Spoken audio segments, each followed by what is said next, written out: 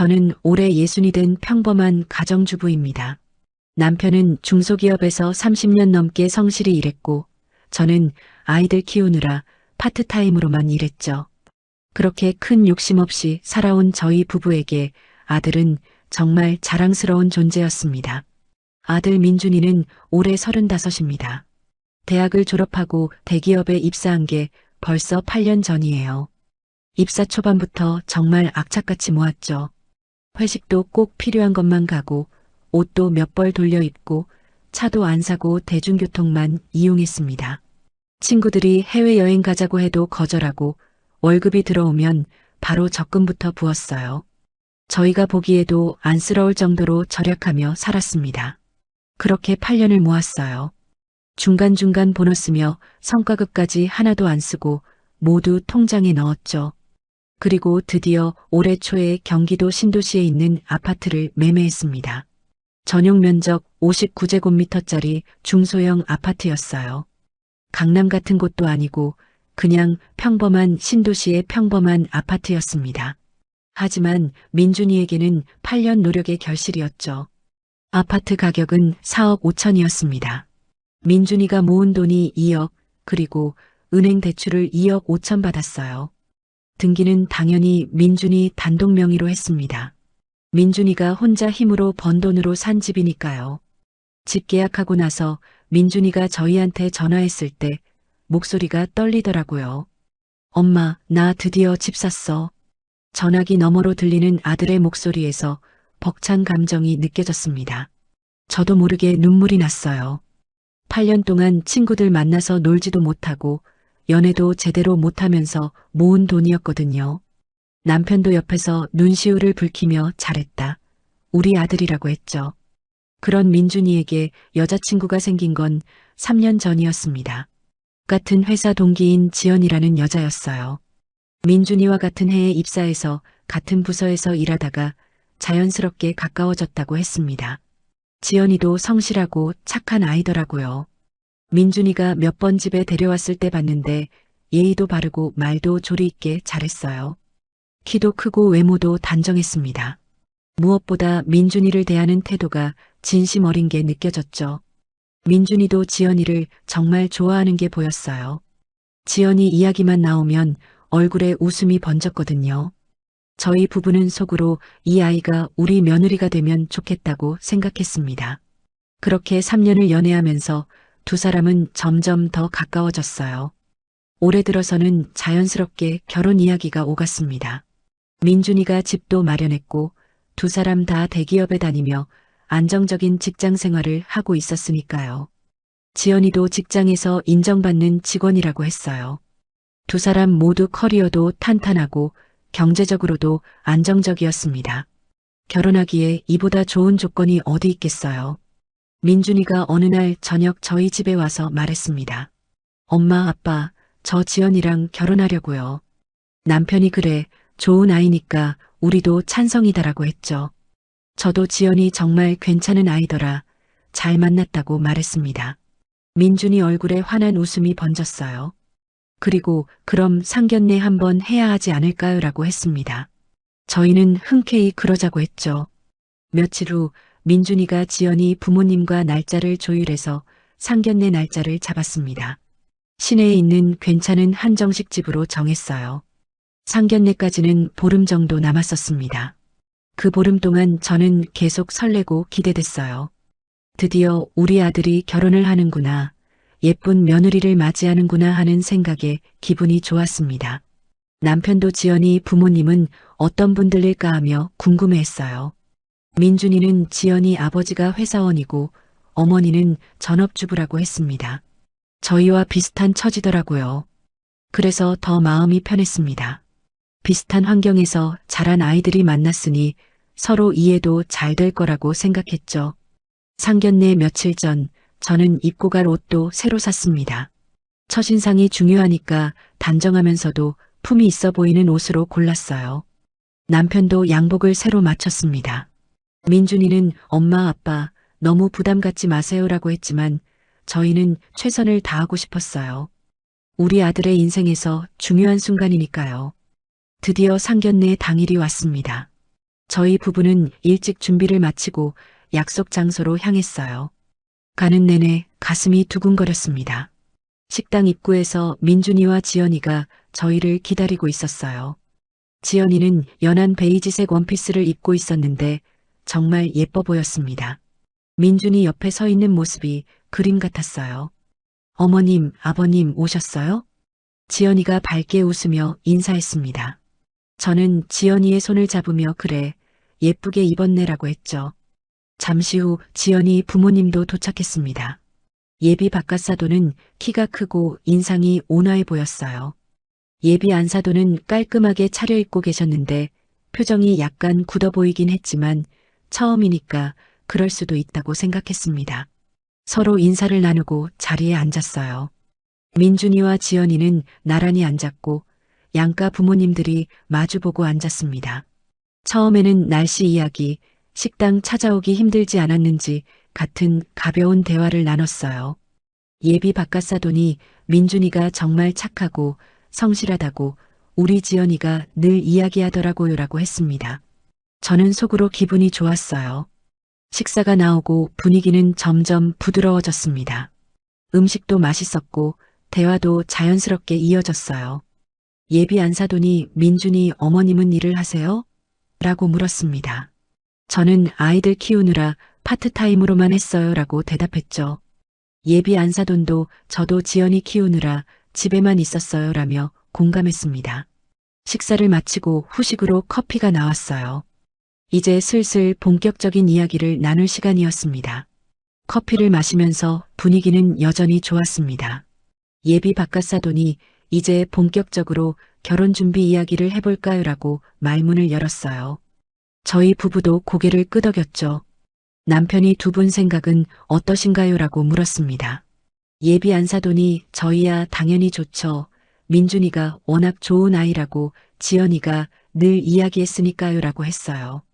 그 말을 듣고 저는 마음이 한결 가벼워졌습니다. 민준이가 조심스럽게 말했어요. 제가 신혼집은 준비해뒀으니까 양가에서 너무 부담 갖지 않으셔도 될 것 같아요. 민준이는 정말 배려심 깊은 아들이에요. 상대방 집안이 부담스러워할까봐 먼저 이렇게 말한 거죠. 저도 그래요. 민준이가 집은 마련했으니까 혼수 준비는 편하게 하시면 될 것 같아요. 라고 거들었습니다. 예비 박갓사돈이 아 그래요라고 했는데 목소리 톤이 미묘하게 변한 게 느껴졌어요. 그때까지만 해도 저는 대수롭지 않게 생각했습니다. 그런데 예비 안사돈의 표정이 순간 굳어지더니 커피잔을 내려놓으며 물었어요. 그 집 명의가 어떻게 되나요? 갑작스러운 질문이었습니다. 저는 잠깐 당황했어요. 왜 갑자기 명의를 물어보시는 걸까 싶었죠. 민준이는 아무렇지 않게 대답했습니다. 제 단독 명의인데요. 그 순간 예비 안사돈과 예비 박갓사돈이 서로 눈빛을 교환하는 게 보였어요. 뭔가 이상한 기류가 흘렀습니다. 예비 박갓사돈의 미간이 살짝 좁혀졌고 예비 안사돈은 입술을 꾹 다물었어요.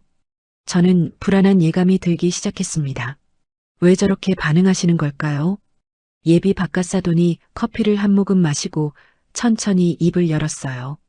요즘 시대에 신혼집을 단독 명의로 하는 건 좀 그렇지 않나요? 그 말을 듣는 순간 제 머릿속이 하얘졌습니다. 뭐가 그렇다는 건지 이해가 안 갔어요. 남편도 옆에서 어리둥절한 표정을 짓고 있었습니다. 저는 조심스럽게 물었어요. 그게 무슨 말씀이신가요? 예비 박갓사돈이 테이블에 팔을 올려놓으며 말했습니다. 결혼하면 공동재산 아닙니까? 처음부터 공동명의로 해주는 게 맞죠. 공동명의라는 단어에 저는 깜짝 놀랐어요. 민준이가 8년 동안 혼자 모은 돈으로 산 집인데 공동명의를 하라고요. 저는 믿을 수가 없었습니다. 남편도 난감한 표정으로 저를 쳐다봤어요. 민준이는 당황한 기색이 역력했습니다. 지연이는 고개를 숙인 채 아무 말도 하지 않았어요. 저는 최대한 침착하게 말했습니다. 그런데 이 집은 민준이가 혼자 힘으로 마련한 집인데요. 8년 동안 아끼고 절약해서 모은 돈이에요. 예비 안사돈이 약간 목소리를 높였습니다. 그래도 결혼하면 다 같이 쓸 집 아닌가요? 우리 지연이도 결혼하면 살림하고 애 낳고 키우면서 경력 단절되는데요. 집 하나 공동명의 못 해주나요? 경력 단절 이야기가 나오니 할 말이 막혔습니다. 물론 여자가 출산하고 육아하면서 경력에 공백이 생기는 건 사실이죠. 하지만 그게 민준이가 8년 동안 모은 돈과 무슨 상관인가요? 남편이 조심스럽게 말했어요. 물론 결혼 후에 함께 생활하면서 공동으로 재산을 만들어가는 건 당연하죠. 하지만 결혼 전에 민준이가 혼자 마련한 집까지 명의를 바꿔야 하나요? 예비 바깥사돈이 단호하게 말했습니다. 요즘 시대에는 그렇게 하는 게 맞습니다. 신혼집은 부부 공동 명의로 하는 게 상식이에요.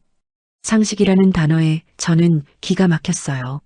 언제부터 그게 상식이 됐나요? 저희 세대에는 상상도 못할 일이었거든요. 민준이가 입을 열었습니다.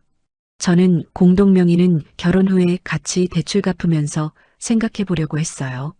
지금 대출도 2억 5천이나 남아있고요. 민준이의 말은 합리적이었습니다. 결혼 후에 함께 대출을 갚아나가면서 자연스럽게 공동재산이 되는 거죠. 하지만 예비 바깥사돈은 고개를 저었어요. 그럼 우리 지연이 보장은 뭐가 있나요? 만약에 말이죠. 만약에 두 사람이 헤어지게 되면요. 헤어진다는 말에 저는 화가 치밀어 올랐습니다. 결혼도 하기 전에 헤어지는 이야기를 왜 하시는 거죠? 저는 참지 못하고 말했어요. 결혼도 안 했는데 벌써 헤어지는 이야기를 왜 하십니까? 제 목소리가 조금 높아졌습니다.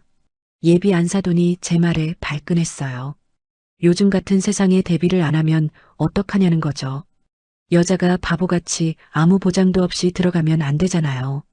바보같이라는 표현에 저는 기가 찼습니다.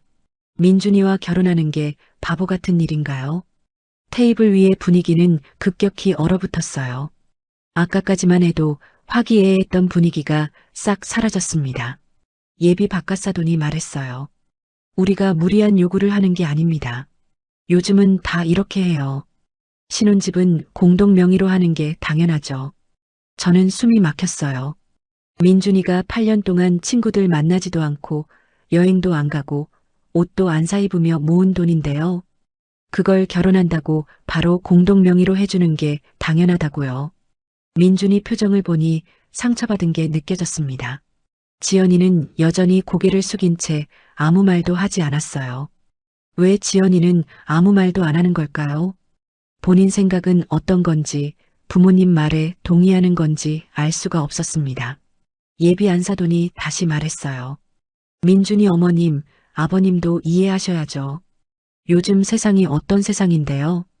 우리 지연이 보호하는 게 부모돌이 아니겠어요? 보호한다는 말에 저는 어이가 없었습니다. 민준이한테서 지연이를 보호해야 한다는 건가요? 저는 더 이상 참을 수가 없었어요. 하지만 여기서 감정적으로 대응하면 안 된다는 걸 알았습니다. 남편이 제 손을 꼭 잡았어요. 진정하라는 의미였죠. 저는 깊게 숨을 들이쉬고 최대한 차분하게 말했습니다. 저희도 민준이가 고생한 걸 알기 때문에요. 쉽게 결정할 수 있는 문제가 아닌 것 같습니다. 예비 바깥사돈이 팔짱을 끼며 말했어요. 고생한 건 우리 지연이도 마찬가지입니다. 지연이도 직장 다니면서 열심히 살았어요. 물론 지연이도 열심히 살았겠죠. 하지만 민준이는 8년 동안 집을 사기 위해 모든 걸 포기하고 살았어요. 그게 똑같은 건가요? 식당 안의 공기는 점점 더 무거워졌습니다. 침묵이 흘렀습니다. 누구도 선뜻 입을 열지 못했어요. 예비 바깥사돈이 테이블을 손가락으로 톡톡 두드리며 말했습니다. 결혼이라는 게 말이죠. 두 사람만의 문제가 아니지 않습니까? 두 집안이 합쳐지는 거예요. 맞는 말이었습니다. 하지만 그게 민준이 재산을 나눠줘야 한다는 이유가 될까요? 예비 바깥사돈이 계속 말을 이었어요. 결혼하면 어차피 공동재산입니다. 법적으로도 그렇게 되어 있어요. 그런데 왜 등기에는 민준이 이름만 올라가 있어야 하나요? 처음부터 공동명의로 해주는 게 맞는 거 아닙니까? 저는 속으로 답답했어요. 법적으로 공동재산이 되는 것과 등기를 바꾸는 건 다른 문제잖아요. 남편이 조심스럽게 말했습니다. 혼인신고를 하면 법적으로는 공동재산이 되는 거니까요. 굳이 등기까지 바꿀 필요가 있을까요? 예비 안사돈이 바로 받아쳤어요. 법적으로만 그렇다고 해서 뭐가 달라지나요? 등기에 이름이 올라가 있어야 진짜 본인 재산이죠. 서류상으로만 공동재산이라고 하면 무슨 소용이에요? 목소리가 점점 높아지고 있었습니다. 저는 가슴이 답답했어요. 민준이가 다시 입을 열었습니다. 저도 결혼 후에는 함께 재산을 만들어갈 생각입니다.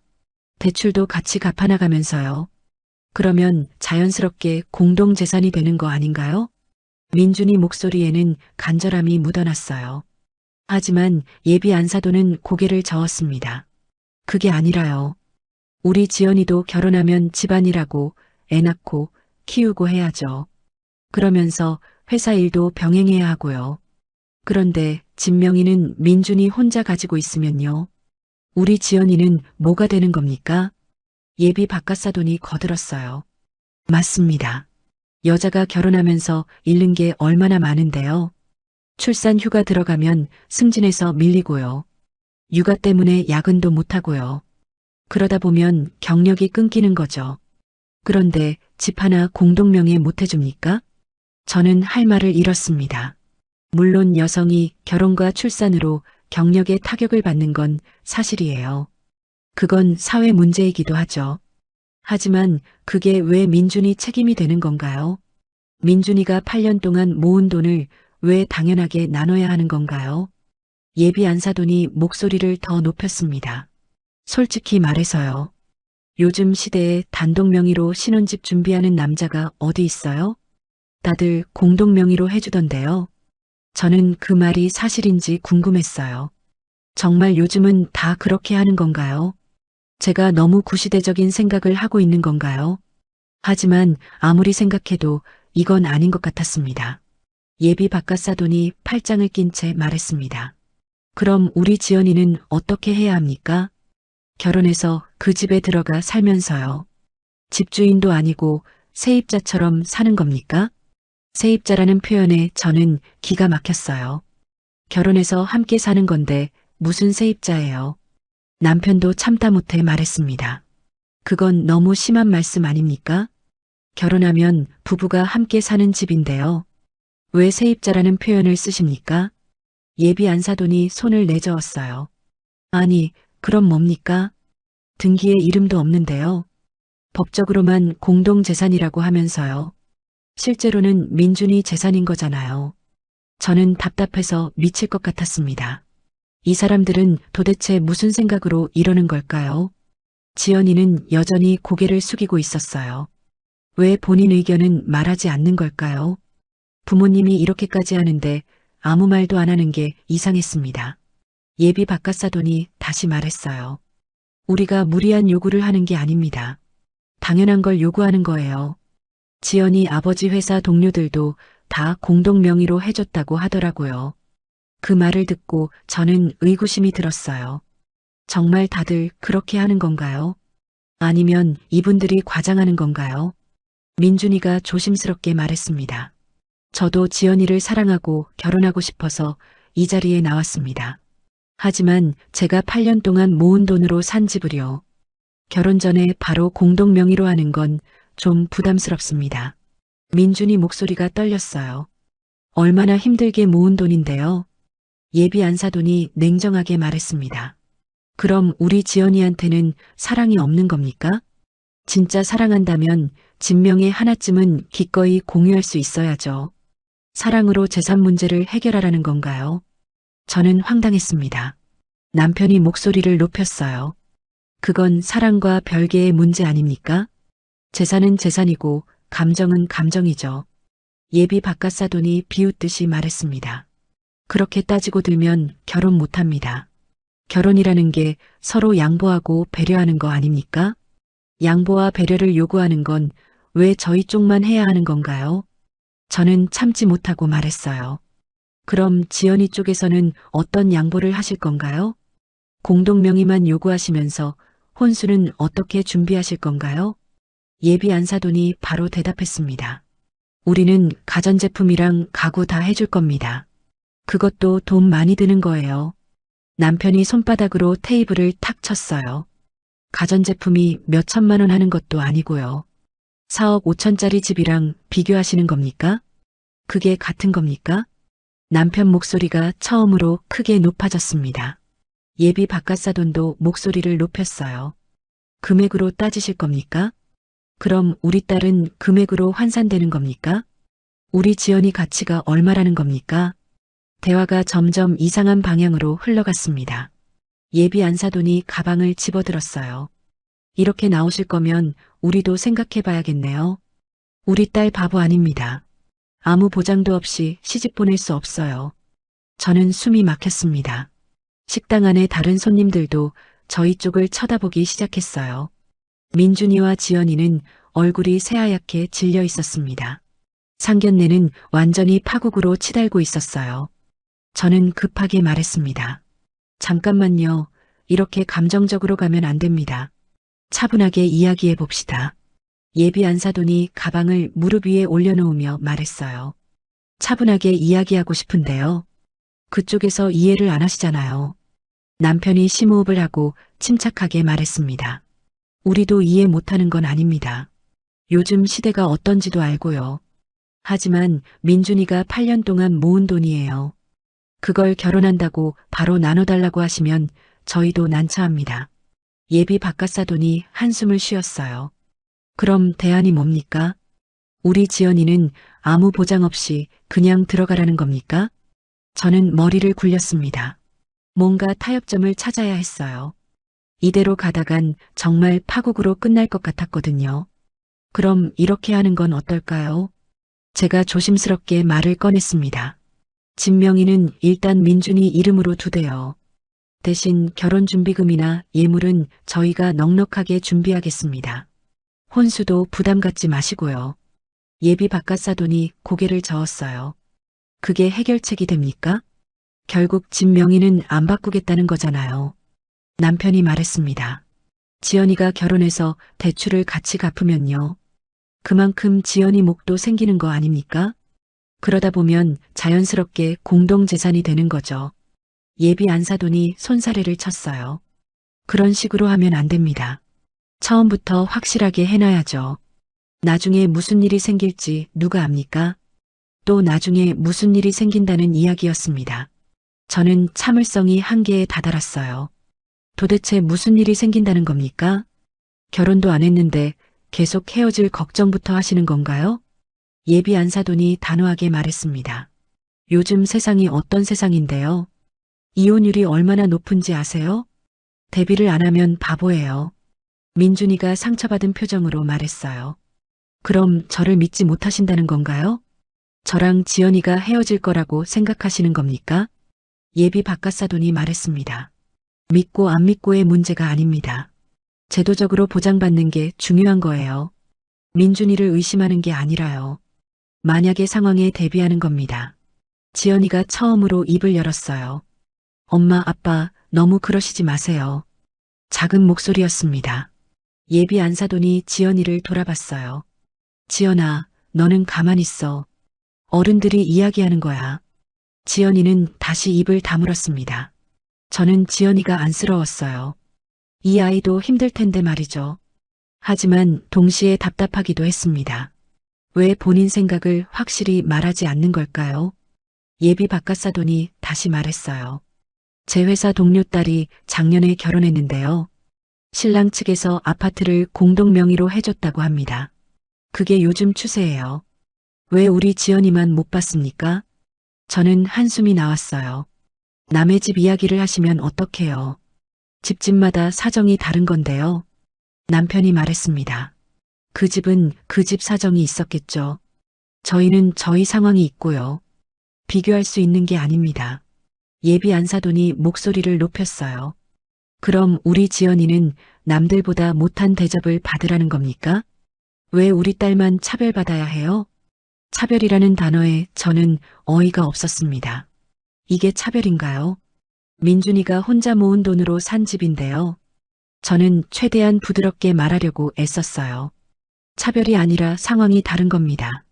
민준이가 결혼 전에 혼자 마련한 재산이니까요. 결혼 후에 함께 만드는 재산은 당연히 공동으로 가져가는 거고요. 예비 바깥사돈이 고개를 저었습니다. 그렇게 말씀하시지만요. 결국 우리 지연이한테는 아무것도 안 주겠다는 거잖아요. 남편이 손을 내저었어요.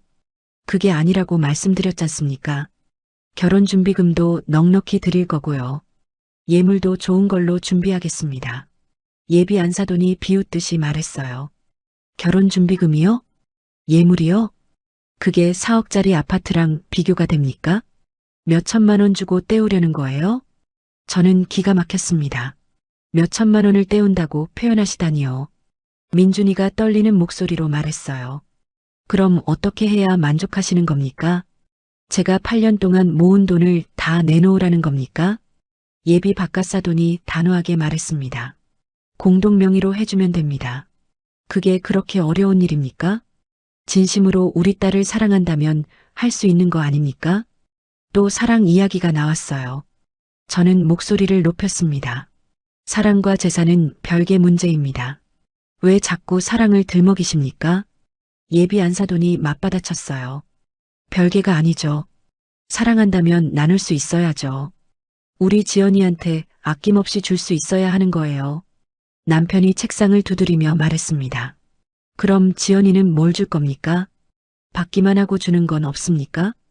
예비 바깥사돈이 손가락을 세우며 말했어요. 우리 딸이 뭘 줄지 말씀드리죠. 첫째, 가전제품 풀세트입니다. 냉장고, 세탁기, 에어컨, TV 다 해줄 겁니다. 둘째, 가구도 다 해줍니다. 침대, 소파, 식탁 전부요. 셋째, 혼수 이불이며 씻기며 다 준비할 거예요. 이것만 해도 얼마인 줄 아세요? 남편이 한숨을 쉬었어요. 저는 머리가 지끈거렸습니다. 민준이는 고개를 떨구고 있었고요. 지연이는 눈물을 글썽이고 있었어요. 예비 바깥사돈이 일어서며 말했습니다. 이렇게는 안 되겠습니다. 공동 명의도 안 해주면서 우리 딸 시집 보낼 수 없어요. 예비 안사돈도 일어났어요. 맞아요. 우리 지연이 아무데나 보낼 수 없습니다. 저는 급하게 말했어요. 앉으세요. 더 이야기해 봅시다. 하지만 예비 바깥사돈은 고개를 저었습니다. 더 이야기해봤자 평행선입니다. 생각을 정리하고 다시 연락하죠. 그렇게 말하고는 지연이를 일으켜 세웠어요. 지연이는 민준이를 안타깝게 쳐다봤습니다. 하지만 부모님 손에 이끌려 식당을 나갔어요. 저희는 그 자리에 멍하니 앉아 있었습니다. 식당 안에는 저희 셋만 남았습니다. 민준이는 고개를 숙인 채 아무 말도 하지 않았어요. 남편도 깊은 한숨만 내쉬고 있었죠. 저는 어떻게 말을 꺼내야 할지 몰랐습니다. 한참을 침묵하다가 민준이가 입을 열었어요. 엄마, 제가 잘못한 건가요? 목소리가 떨리고 있었습니다. 저는 민준이 손을 꼭 잡았어요. 아니야, 내가 잘못한 게 아니야. 내가 혼자 힘으로 모은 돈인데 당연히 내 명의로 해야지. 남편도 거들었습니다. 그래, 내가 8년 동안 얼마나 고생했는데 그걸 쉽게 나눠줄 수는 없는 거야. 민준이가 고개를 들었어요. 눈이 빨갛게 충혈되어 있었습니다. 그런데 요즘은 정말 다들 공동 명의로 한다는데요. 제가 너무 융통성이 없는 건가요? 저는 가슴이 아팠어요. 우리 아들이 이렇게 자책하고 있다니요. 세상이 어떻게 변하든 원칙은 지켜야 하는 거야. 내 돈으로 산 집인데 왜 죄책감을 가지니? 민준이는 대답 대신 한숨만 쉬었습니다. 우리는 계산을 하고 식당을 나왔어요. 집으로 돌아오는 차 안은 무거운 침묵으로 가득했습니다. 며칠이 지났어요. 민준이한테서는 아무 연락이 없었습니다. 저도 먼저 연락하기가 조심스러웠죠. 일주일쯤 지났을까요? 민준이가 전화를 걸어왔어요. 엄마, 지연이 어머니한테서 연락이 왔어요. 만나서 이야기하자고 하시네요. 저는 가슴이 두근거렸습니다. 혹시 생각을 바꾸신 건가 싶었어요. 그래, 언제 만나기로 했니? 이번 주말에 다시 만나기로 했어요. 이번엔 카페에서 만나자고 하셨어요. 주말이 되었습니다. 저희는 시내 한복판에 있는 카페로 갔어요. 예비 사돈들은 이미 와 계셨습니다. 지연이도 함께 있었어요. 서로 인사를 나누고 자리에 앉았습니다. 분위기는 지난번보다 더 차가웠어요. 예비 바깥사돈이 커피를 한 모금 마시고 입을 열었습니다. 지난번에는 감정이 좀 격해졌습니다. 오늘은 차분하게 이야기해 봅시다. 저는 고개를 끄덕였어요. 예비 안사돈이 말했습니다. 일주일 동안 저희도 많이 생각해 봤어요. 그런데 결론은 똑같습니다. 집 명의는 공동으로 해주셔야 해요. 제 가슴이 철렁 내려앉았습니다. 생각을 바꾼 게 아니었어요. 남편이 조심스럽게 물었어요. 그게 아니면 안 되는 겁니까? 예비 바깥사돈이 단호하게 대답했습니다. 네, 안 됩니다. 이건 우리의 원칙입니다. 저는 답답했어요. 혼인신고를 하면 법적으로는 공동재산이 되는데요. 왜 굳이 등기까지 바꿔야 하는 겁니까? 예비 안사돈이 말했어요. 법적으로만 그렇다고 해서 뭐가 달라집니까? 등기에 이름이 올라가 있어야 진짜 재산이죠. 만약 민준이가 마음을 바꾸면 어떡합니까? 만약 이혼하게 되면 어떡하고요? 또 그 이야기였습니다. 민준이가 참지 못하고 말했어요. 저를 그렇게 못 믿으시는 겁니까? 제가 지연이를 배신할 사람으로 보이세요? 예비 바깥사돈이 손을 저었어요. 민준이를 못 믿는 게 아닙니다. 하지만 세상 일은 아무도 모르는 거예요. 지금은 서로 사랑하지만요. 10년 후, 20년 후는 아무도 모르죠. 남편이 목소리를 높였습니다. 그럼 처음부터 그렇게 의심하시면서 결혼을 하시겠다는 겁니까? 그게 결혼입니까? 예비 안사돈이 맞받아쳤어요. 현실적으로 생각하는 겁니다. 감정에만 휘둘리면 안 되죠. 저는 숨이 막혔어요. 민준이가 다시 말했습니다. 결혼 후에 대출을 같이 갚으면서요. 조금씩 지연이 지분을 늘려가는 건 안 될까요? 그러면 공평하게 기여한 만큼 나눠지는 거잖아요. 예비 바깥사돈이 고개를 저었습니다. 그런 애매한 방식은 안 됩니다. 나중에 분쟁의 소지가 생겨요. 처음부터 명확하게 반반으로 나눠야 합니다. 반반이라는 말에 저는 기가 막혔어요. 민준이가 2억을 넣고 지연이는 0원을 넣었는데 반반이요. 계속 같은 이야기가 반복되고 있었습니다. 민준이가 떨리는 목소리로 말했어요. 저는 정말 지연이를 사랑합니다. 결혼도 하고 싶고요. 하지만 제가 8년 동안 모은 돈을요. 이렇게 쉽게 나눠달라고 하시면 너무 힘듭니다. 지연이가 눈물을 흘리며 말했어요. 민준아, 미안해. 나도 이러고 싶지 않은데. 예비 안사돈이 지연이를 제지했습니다. 지연아, 내가 미안해할 일이 아니야. 당연한 걸 요구하는 거야. 예비 바깥사돈이 최후 통첩을 했어요. 오늘 여기서 결정하시죠. 공동명의로 해주시겠습니까? 못 하시겠습니까? 남편이 단호하게 말했습니다. 안 됩니다. 민준이 단독명예 그대로 가겠습니다. 예비 안사돈이 일어섰어요. 그럼 결혼은 없는 걸로 하죠. 우리 딸 그렇게 함부로 보낼 수 없습니다. 예비 바깥사돈도 일어나며 말했습니다. 공동명의도 못 해주면서 무슨 결혼입니까? 우리 지연이 그 정도 대접도 못 받을 아이가 아닙니다. 저는 급하게 말했어요. 잠깐만요. 다시 생각해 보시죠. 하지만 예비 안사돈은 단호했습니다. 더 생각할 것도 없어요. 진명에 공동으로 안 해주면 결혼 없습니다. 그렇게 말하고는 지연이 손을 잡아 끌었어요. 지연이는 뒤돌아보며 민준이를 바라봤습니다. 눈물이 볼을 타고 흘러내리고 있었어요. 민준이도 눈물을 글썽이며 지연이를 봤습니다. 하지만 예비 사돈들은 지연이를 데리고 카페를 나갔어요. 문이 닫히는 소리가 유난히 크게 들렸습니다. 민준이가 테이블에 얼굴을 묻었어요.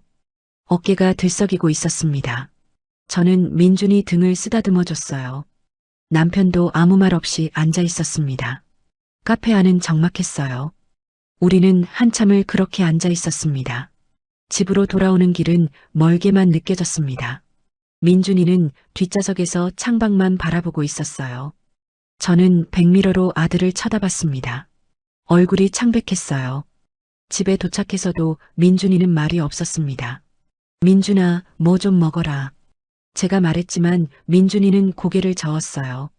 괜찮아요, 엄마. 방에 좀 있을게요. 그렇게 말하고는 자기 방으로 들어갔습니다. 문 닫는 소리가 무겁게 들렸어요. 저는 남편과 거실에 앉았습니다. 우리가 너무 고집을 부린 건 아닐까요? 남편이 고개를 저었어요. 아니야, 우리가 잘한 거야. 민준이가 8년 동안 모은 돈인데 당연한 거지. 저 사람들이 너무 무리한 요구를 한 거야. 저도 그렇게 생각했지만 마음 한편이 불편했습니다. 민준이가 너무 상처받은 것 같았거든요. 사흘이 지났습니다. 민준이는 회사도 가지 않고 방에만 틀어박혀 있었어요. 밥도 거의 안 먹고요. 저는 걱정이 태산 같았습니다. 민준아, 문 좀 열어라. 엄마가 밥 해놨어. 문 너머로 민준이 목소리가 들렸어요. 나중에 먹을게요, 엄마. 저는 문 앞에서 한참을 서 있다가 돌아섰습니다. 그날 저녁이었어요. 민준이가 방에서 나왔습니다. 머리는 산발이었고 얼굴에는 수염이 자라 있었어요. 민준아. 제가 부르자 민준이가 소파에 앉았습니다. 지연이한테서 연락 왔어요. 저는 가슴이 철렁했어요. 뭐래? 민준이가 한숨을 쉬었습니다. 전화로 이야기하자고 하더라고요. 그래서 통화했어요. 남편도 옆으로 다가왔어요. 무슨 이야기를 했니? 민준이가 고개를 떨궜습니다. 지연이가 울면서 말하더라고요. 부모님 뜻을 꺾을 수가 없다고요. 저는 속이 답답했어요. 그래서 뭐래? 민준이 목소리가 떨렸습니다. 결혼을 미루자고 했어요. 당분간은 결혼 이야기를 하지 말자고요. 남편이 물었어요. 당분간이 얼마나 되는 건데? 민준이가 쓴웃음을 지었습니다. 그것까진 모르겠어요. 지연이도 확실하게 말 못하더라고요. 저는 화가 났어요. 미룬다는 게 말이 됩니까? 언제까지 미루겠다는 건지요. 그래서 너는 뭐라고 했니? 민준이가 대답했습니다. 제가 물어봤어요. 그럼 언제까지 미루자는 거냐고요. 내 부모님이 생각을 바꿀 때까지 기다리라는 거냐고요. 남편이 고개를 끄덕였어요. 그래, 뭐래? 민준이가 한숨을 쉬었어요. 지연이가 말하더라고요. 공동명의만 해주면 당장이라도 결혼할 수 있다고요. 저는 기가 막혔습니다. 결국 공동명의를 하라는 이야기잖아요. 그래서 너는 뭐라고 대답했니? 민준이가 고개를 들었어요. 눈이 충혈되어 있었습니다. 저도 참다 말했어요. 내가 혼자 모은 돈으로 산 집이라고요. 공동명의는 못 해준다고요. 남편이 민준이 어깨를 두드렸습니다. 잘했어, 아들. 민준이가 계속 말했어요. 그리고 말했어요. 그게 싫으면 헤어지자고요. 저는 숨이 멎는 것 같았습니다. 헤어지자는 말까지 했다니요. 그래서 지연이는 뭐라고 했니? 민준이 눈에서 눈물이 흘러내렸어요. 지연이가 울면서 말했어요. 그럼 어쩔 수 없네 라고요. 미안해 라고요. 그리고 전화를 끊었어요. 민준이가 두 손으로 얼굴을 감쌌습니다. 어깨가 들썩거렸어요. 저도 눈물이 났습니다. 우리 아들이 얼마나 힘들까요? 3년을 사귄 여자와 이렇게 헤어지게 되다니요. 남편도 눈시울이 붉어졌어요. 민준아. 남편이 민준이를 안아줬습니다. 민준이는 아버지 품에서 소리내어 울었어요. 저는 옆에서 민준이 등을 쓰다듬어줬습니다. 얼마나 지났을까요? 민준이가 울음을 그쳤습니다. 얼굴을 닦고 일어섰어요. 괜찮아요, 엄마, 아빠. 제가 결정한 일이에요. 목소리는 떨렸지만 눈빛은 단호했습니다. 후회 안 하니? 제가 물었어요. 민준이가 고개를 저었습니다. 모르겠어요. 지금은 너무 힘들지만요. 이게 맞는 선택인 것 같아요. 남편이 말했어요. 시간이 지나면 괜찮아질 거야. 지금은 힘들어도 말이야. 민준이가 고개를 끄덕였어요. 저 회사 복귀할게요. 이렇게 있으면 더 안 좋을 것 같아요. 저는 다행이라고 생각했습니다. 일이라도 하면서 마음을 추스르는 게 나을 거예요. 다음 날부터 민준이는 회사에 나갔어요. 하지만 퇴근하고 오면 말이 없었습니다. 밥도 거의 안 먹고요. 방에 들어가면 늦게까지 불이 켜져 있었어요. 일주일이 지났습니다. 민준이가 저녁 먹으면서 말했어요. 지연이 SNS 프로필 사진이 바뀌었더라고요. 우리 커플 사진에서 혼자 찍은 사진으로요. 저는 가슴이 아팠습니다. 그래. 더 이상 할 말이 없었어요. 민준이가 수저를 내려놨습니다. 정말 끝난 거구나 싶더라고요. 3년이 이렇게 끝나는구나. 저는 민준이 손을 잡았어요. 힘들지? 민준이가 고개를 끄덕였습니다. 많이 힘들어요. 지연이 생각이 계속 나고요. 이게 잘한 건가 싶기도 하고요. 남편이 말했어요. 시간이 약이야. 지금은 힘들어도 점점 나아질 거야. 민준이가 쓴웃음을 지었어요. 그런가요? 잘 모르겠어요. 이틀 후였습니다. 민준이가 퇴근하고 와서 말했어요. 지연이가 회사에서 부서 이동 신청했대요. 같은 부서에 있기 힘들다고요. 저는 한숨이 나왔습니다.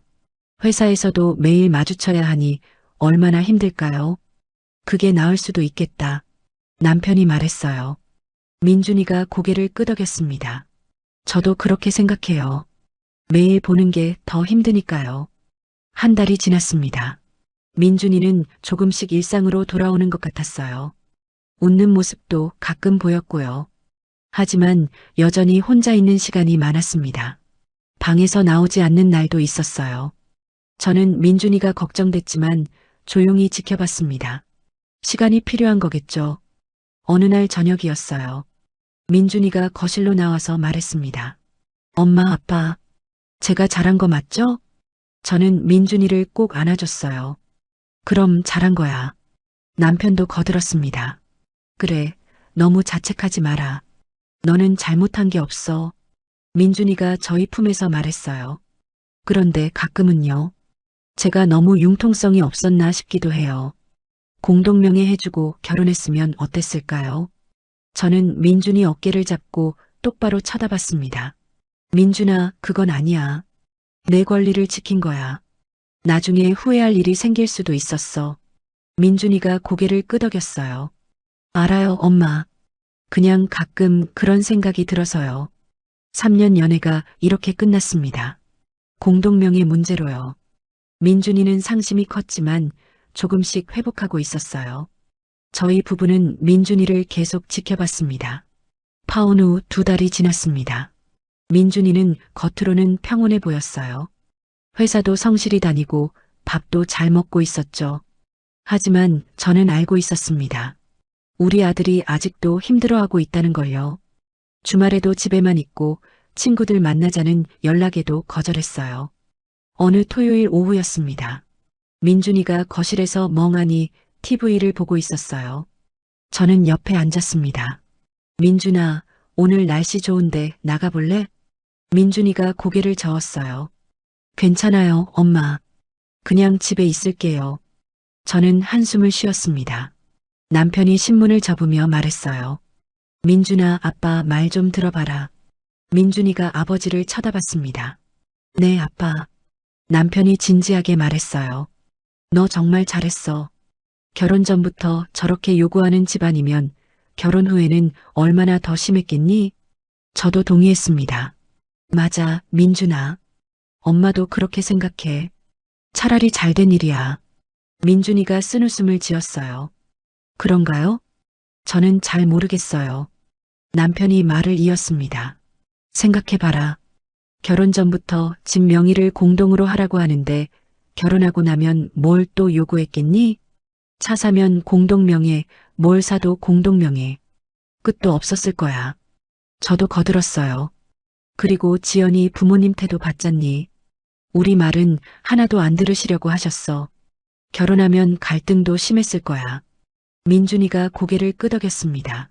그래도 지연이는 좋은 애였는데 목소리에 아쉬움이 묻어났어요. 남편이 한숨을 쉬었어요. 지연이가 아무리 좋아도요. 부모님이 저러면 힘들어. 결혼은 두 사람만 하는 게 아니니까. 저는 민준이 손을 잡았습니다. 더 좋은 인연이 올 거야. 너는 좋은 아이니까. 민준이가 고개를 숙였어요. 언제쯤 그럴까요? 지금은 아무 생각도 안 나요. 그날 저녁 남편과 둘이 이야기를 나눴습니다. 우리가 너무 고집을 부린 건 아닐까요? 제가 물었어요. 남편이 고개를 저었습니다. 아니야. 우리가 원칙을 지킨 거야. 민준이 재산을 지켜준 거지. 저도 그렇게 생각했지만 마음 한편이 무거웠어요. 그래도 민준이가 너무 힘들어 하잖아요. 남편이 제 손을 잡았어요. 지금은 힘들어도 시간이 지나면 이해할 거야. 우리가 왜 그랬는지 말이야. 며칠 후였습니다. 제가 동네 마트에 장을 보러 갔어요. 그런데 옆 동네 사는 김 씨 부인을 만났습니다. 어머, 사모님, 오랜만이에요. 저희는 잠깐 이야기를 나눴어요. 김 씨 부인이 물었습니다. 아드님 결혼 준비는 잘 되고 있어요? 저는 당황했어요. 아, 그게 무산됐어요. 김 씨 부인이 놀란 표정을 지었습니다. 어머, 무슨 일이에요? 저는 대충 상황을 설명했어요. 진명의 문제로 파혼했다고요. 김 씨 부인이 고개를 끄덕였습니다. 아, 그거. 요즘 그런 문제로 파혼하는 집 많더라고요. 저는 귀가 번쩍 뜨였어요. 그래요? 김 씨 부인이 말했습니다. 우리 조카도 비슷한 일이 있었어요. 신랑 측에서 집을 마련했는데요. 신부 측에서 공동명의 해달라고 했대요. 그래서 한참 싸웠다가 결국 공동명의로 했어요. 저는 가슴이 답답했어요. 저는 혼란스러웠습니다. 정말 요즘은 공동명의가 당연한 건가요? 집에 와서 인터넷을 검색해 봤어요. 신혼집 명의에 대한 글들이 많았습니다. 어떤 사람들은 당연히 공동명의라고 했고요. 어떤 사람들은 누가 돈을 냈느냐가 중요하다고 했어요. 의견이 정말 분분했습니다. 저는 더 혼란스러워졌어요. 우리가 정말 잘한 건가 싶었습니다. 요즘 시대에는 정말 공동명의가 당연한 건가요? 우리가 너무 구시대적인 생각을 한 건 아닐까요? 며칠이 더 지났습니다. 저는 계속 이 문제로 고민했어요. 밤에 잠도 잘 안 왔습니다. 남편에게 말했어요. 여보, 우리 정말 잘한 거 맞죠? 남편도 확신에 찬 목소리가 아니었어요. 글쎄, 나도 요즘 계속 생각해. 우리가 너무 고지식했나 싶기도 하고. 저는 한숨을 쉬었습니다. 민준이가 너무 힘들어 하잖아요. 차라리 공동명의 해주고 결혼시킬 걸 그랬나? 남편이 고개를 저었어요. 아니야, 그건 아니야. 만약 그렇게 했으면요. 나중에 또 다른 문제가 생겼을 거야. 저도 그렇게 생각하려고 했습니다. 하지만 확신이 서지 않았어요. 주말이었습니다. 민준이가 신도시에 있는 아파트에 다녀온다고 했어요. 저녁에 돌아온 민준이 표정이 어두웠습니다. 어땠니? 제가 물었어요. 민준이가 소파에 앉았습니다. 집이 너무 넓더라고요. 혼자 살기엔요. 지연이랑 같이 살 생각으로 마련한 건데. 목소리가 떨렸어요. 저는 가슴이 아팠습니다. 다른 좋은 사람 만날 거야. 민준이가 고개를 저었어요. 당분간은 연애 생각 없어요. 너무 지쳤어요. 지금도 저는 고민입니다. 우리가 정말 잘한 건가요? 요즘은 신혼집을 공동명의로 해주는 게 당연한 건가요? 아들이 8년 동안 모은 돈으로 산 집인데요. 그걸 결혼한다고 바로 공동명의로 해줘야 하는 건가요? 아니면 우리가 너무 고지식하게 생각한 건가요? 시대가 변했는데 우리만 옛날 생각을 고집한 건 아닐까요? 저는 답을 모르겠습니다. 다만 한 가지는 확실해요. 민준이가 너무 힘들어한다는 것. 그리고 저희 부부도 마음이 편치 않다는 것. 이게 정말 옳은 선택이었는지 아직도 확신이 서지 않습니다.